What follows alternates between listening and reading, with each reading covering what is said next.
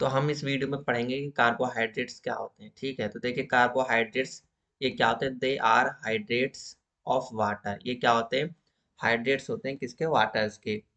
जैसे कि देखिए, जैसे कि ये हमारा कार्बन है, ये मैंने क्या लिखे हैं, कार्बोहाइड्रेट्स के फॉर्मूले लिखते हैं। अगर इसमें एन की वैल्यू आप कुछ भी 1 2 3 4 5 6 रख सकते हो। ठीक है ना।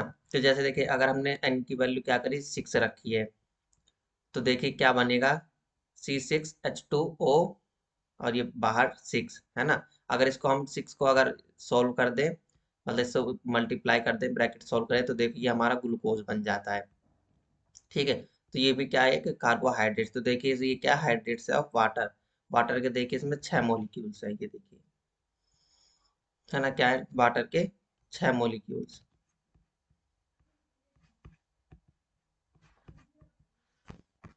देखिए, तो ये क्या है, वाटर के 6 मॉलिक्यूल्स है, किसमें, ग्लूकोज में। ऐसे ही देखिए वाटर के कितने 5 मॉलिक्यूल्स होते हैं किसी और कार्बोहाइड्रेट्स में। ठीक है, तो ऐसे आप एन की वैल्यू उधर पुट की करते जाइए और आपके कार्बोहाइड्रेट्स बनते जाएंगे। ठीक है, तो देखिए कार्बोहाइड्रेट्स क्या होते हैं।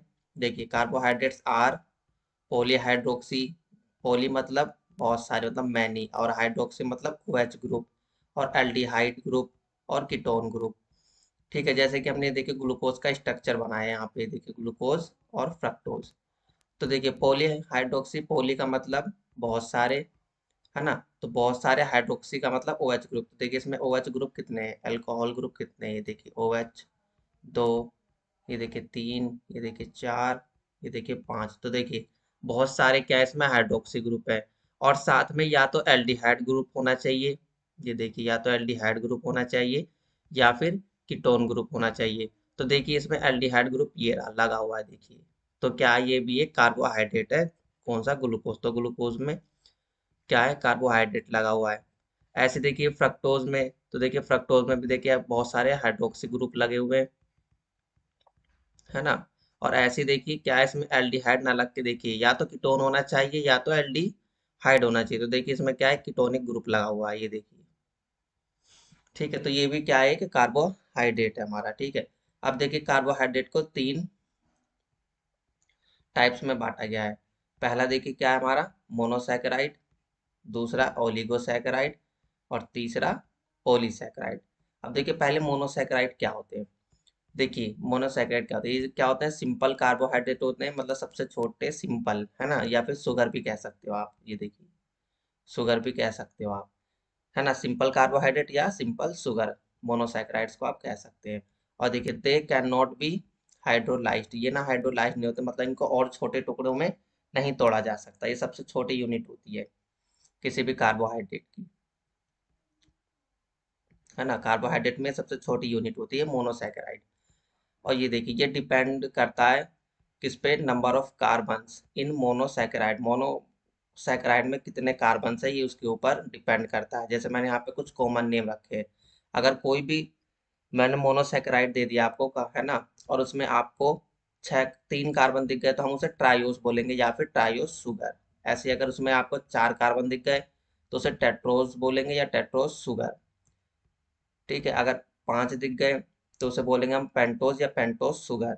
ऐसे अगर उसमें 6 कार्बन दिख गए, तो उसे बोलेंगे हेक्सोस शुगर या हेक्सोस।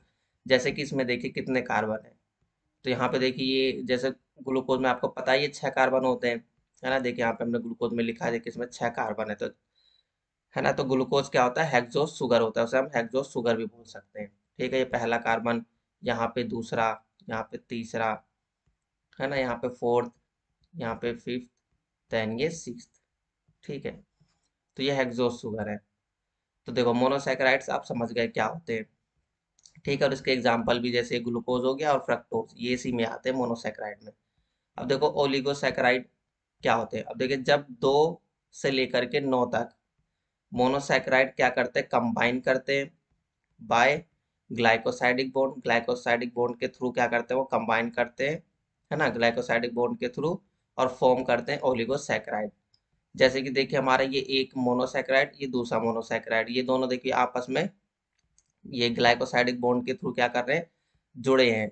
तो ये क्या होगा, एक ओलिगोसैकेराइड जिसमें 2 मोनोसैकेराइड। ऐसे ही अगर 3 हो, ठीक है, 3 क्या कर रहे हैं, मोनोसेक्राइड आपस में कंबाइन कर रहे हैं पॉलीसेक्राइड के थ्रू, और क्या बना रहे हैं, ओलिगोसेक्राइड बना रहे हैं। ठीक, ऐसे ही ये जो हमारे, अब देखिए यहाँ पे ये एक ग्लाइकोसाइडिक बॉन्ड बना दिया मैंने, ये दूसरा ग्लाइकोसाइडिक बॉन्ड बना दिया, ये मैंने तीसरा ग्लाइकोसाइडिक बॉन्ड बना दिया। तो ऐसे ये ग्लाइकोसाइडिक बॉन्ड के थ्रू आपस में कंबाइन होते हैं और क्या बनाते हैं, ओलिगोसैकराइड। लेकिन सिर्फ 2 से 9 तक, या तो 2 हो, या तो 3 हो, या 4 हो, है ना, या 5 हो, या 6 हो, लेकिन 9 तक। जैसे अगर वो 10 की रिंग बना लेते हैं, अब देखो पॉलीसैकराइड, देखो 10, या तो 10 की रिंग हो या 10 से ज्यादा, मतलब रिंग कह रहा हूँ सॉरी, या तो 10 मोनोसैकराइड हो या उससे ज्यादा मोनोसैकराइड, क्या करेंगे, कंबाइन करेंगे टू फॉर्म करेंगे पॉलीसैकराइड। ऐसे ही जैसे ये हमने कंबाइन किए, जैसे ये हमने 2 का कंबाइन किया है ना, फिर ये 3 का, ऐसे कर करके मैं 9 तक जाता हूँ। ठीक है, तो ऐसे ही मैं 9 मोनोसैकराइड को अगर कंबाइन करता हूँ तो क्या बनेंगे, ओलिगोसैकराइड। ठीक है, अगर जैसे मैं इसमें 10वां मोनोसैकराइड जोड़ देता हूँ तो वो क्या बन जाएगा, पॉलीसैकराइड। ठीक है, वो क्या बन जाएगा, पॉलीसैकराइड। और या 10 से ऊपर भी जा सकते हैं तो भी वो क्या कहलाएगा, पॉलीसैकराइड। ठीक है, तो मोनोसैकराइड के तो एग्जाम्पल हमने देख लिया, ग्लूकोज हो गए और फ्रक्टोज हो गए। ओलिगोसैकराइड के अपने हो गए, ठीक है, ओलिगोसैकराइड के अपने सुक्रोज हो गए, ठीक है, और माल्टोज हो गया, ठीक है, और लैक्टोज हो गया। ये एग्जाम्पल होते हैं ओलिगोसैकराइड में। ठीक है, और पॉलीसैकराइड में कौन कौन से हो गए, स्टार्च हो गया, है ना, स्टार्च हो गया, सेलुलोज हो गया, और इन्यूलिन हो गया। ठीक है, ये सारे नाम तो आपने सुने ही होंगे। और एनिमल बॉडी में, मतलब हमारे बॉडी में कौन सा होता है, ग्लाइकोजन। ठीक है, ग्लाइकोजन, ये क्या, इसके एग्जाम्पल हो गए पॉलीसैकेराइड्स के। ठीक है, तो हमने कार्बोहाइड्रेट समझ लिए कि क्या होते हैं और उनके टाइप भी समझ लिए। ठीक है, वीडियो अच्छी लगी हो तो लाइक एंड सब्सक्राइब कर दीजिएगा। Thank you.